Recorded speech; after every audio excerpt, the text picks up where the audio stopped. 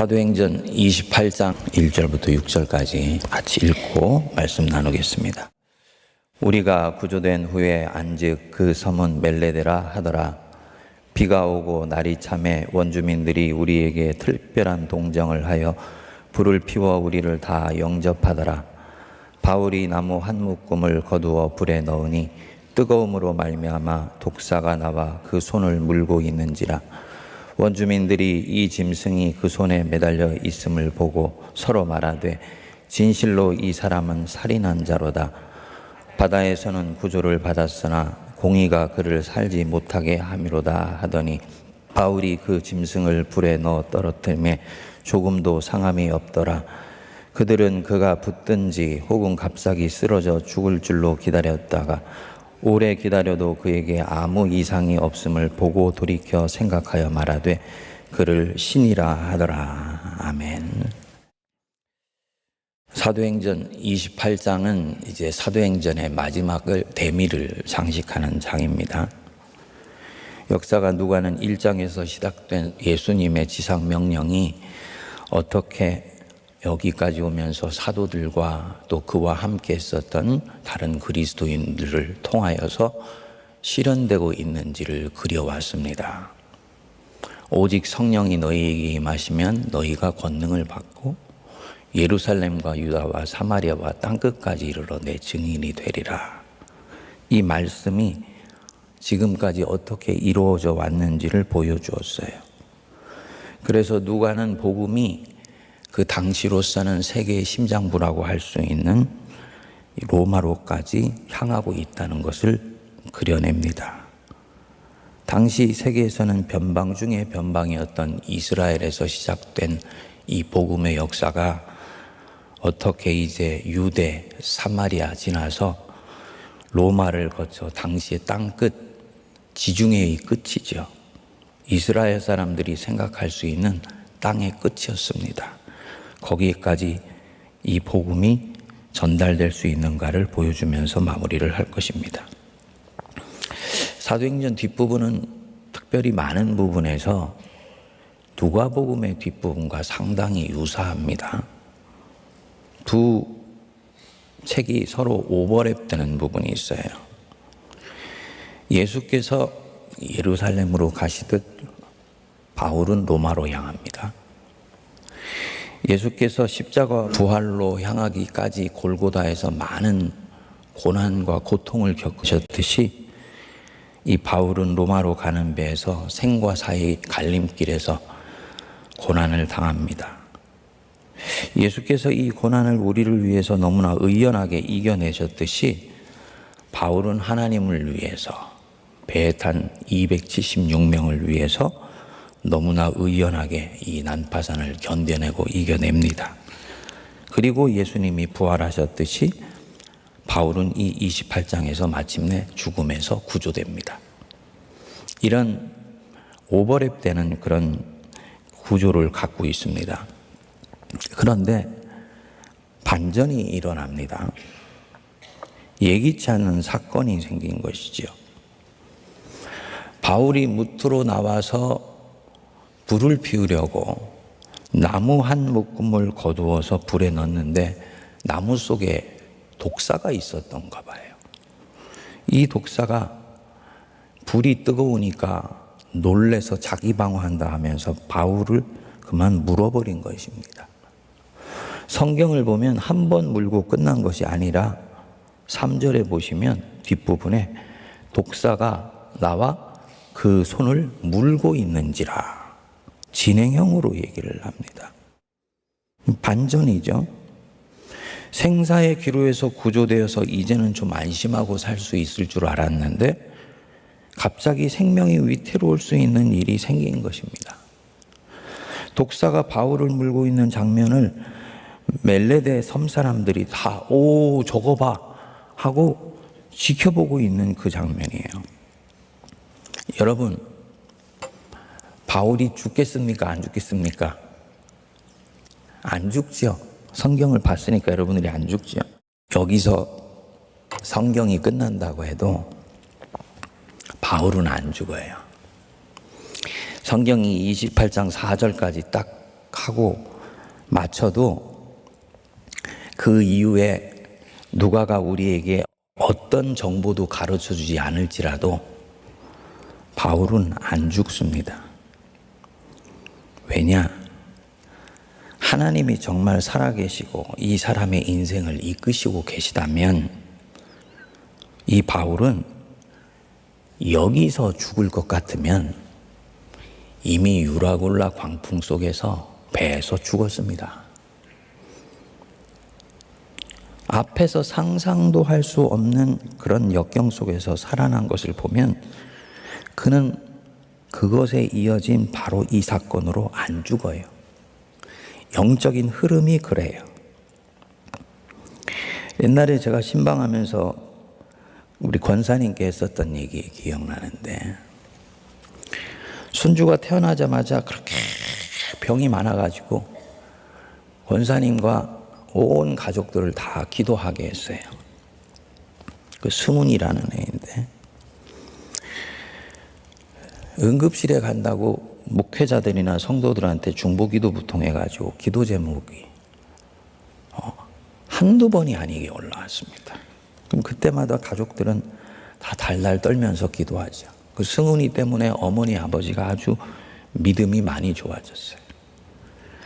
세 번째인가 네 번째인가 그렇게 생사를 거는 그런 고비를 넘기 위해서 갔는데, 제가 할머니 되는 권사님한테 그런 말씀을 드렸어요.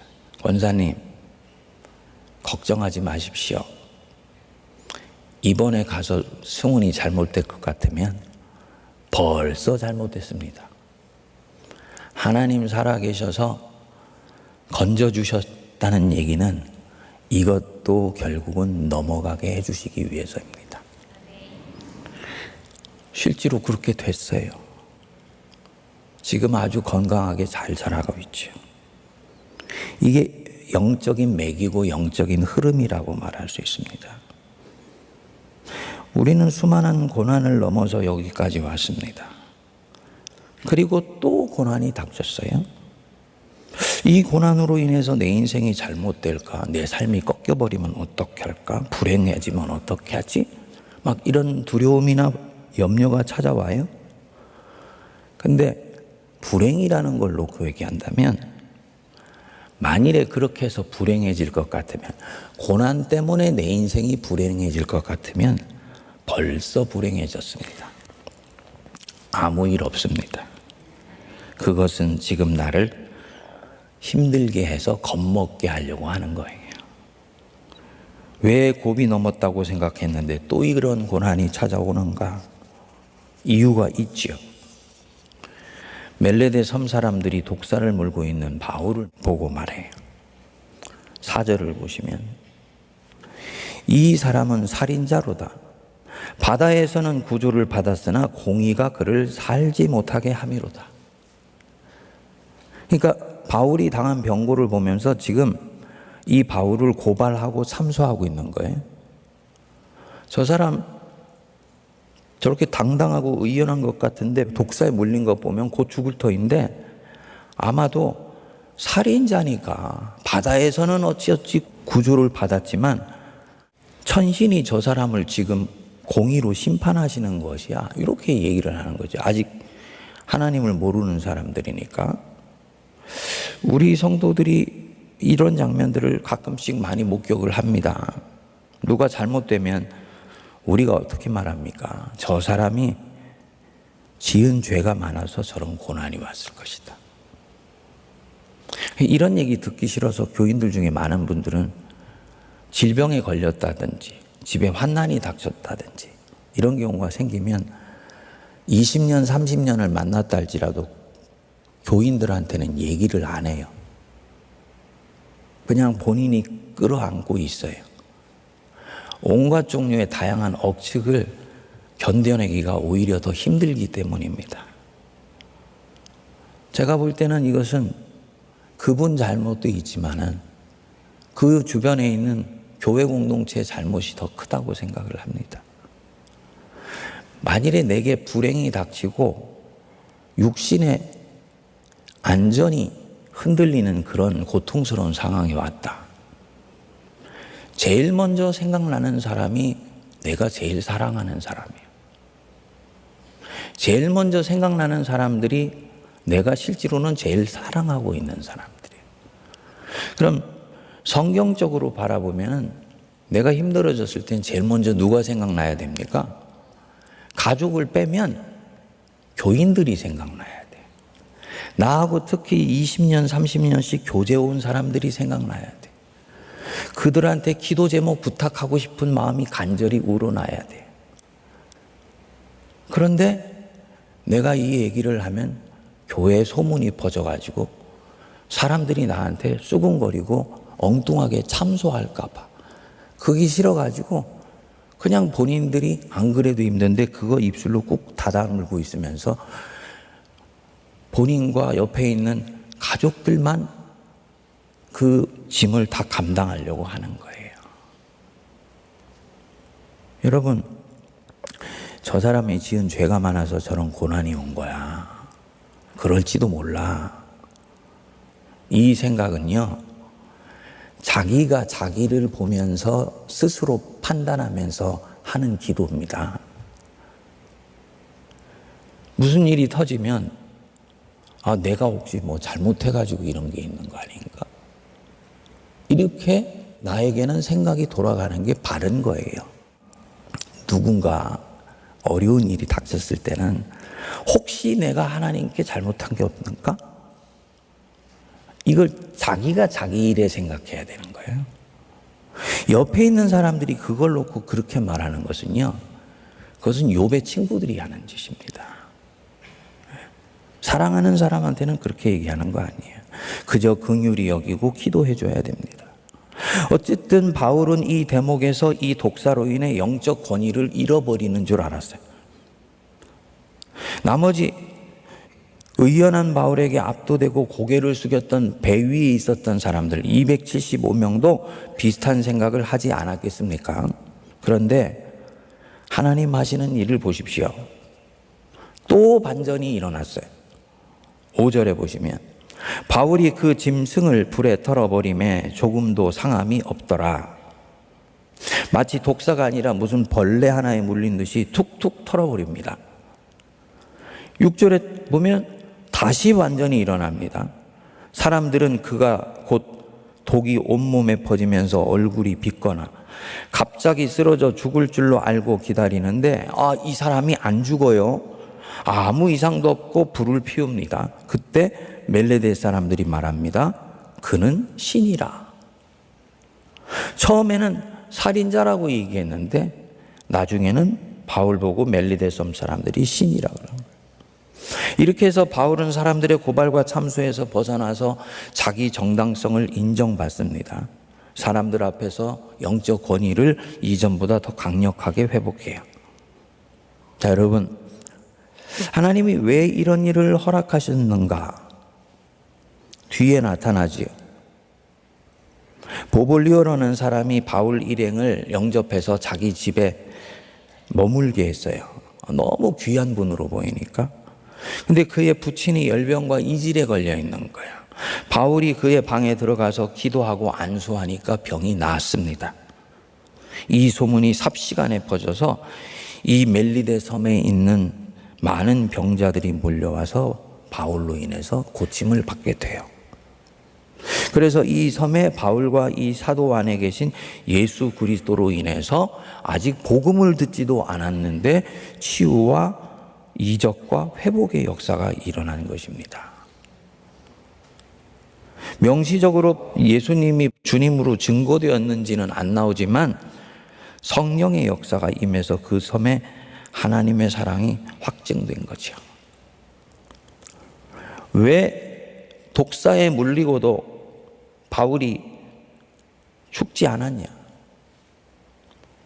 첫 번째로 내일 묵상해 볼 것입니다만 바울 안에 있는 권능이 이 배의 환난을 이기고 나서는 전혀 다른 새로운 질적 경지로 들어갔어요. 더 중요한 것은 바울 안에 있는 하나님입니다. 왜 바울이 영적 맥으로 보면 안 죽게 되어 있느냐? 지금 여기서 죽을 것 같았으면 벌써 죽었다. 그런데 넘어가서 여기 왔다. 이 사람은 안 죽어. 망하지 않아. 이유가 뭡니까? 이 사람이 사명자이기 때문이에요. 사명자는 사명을 이루기 전에는 결코 망하지 않아요. 망할 것 같았는데 살려주시고, 넘어진 것 같았는데 또 일으켜주시고, 꺼지는 것 같았는데 다시 타오르게 되고, 그래서 여기까지 왔어요. 그리고 그 끝에 이런저런 환난과 시험이 닥쳤다. 또 한 번 하나님 붙들고 일어나시길 바랍니다. 그 시험에 흔들리지 말고 견고하게 하나님 중심에 서야지.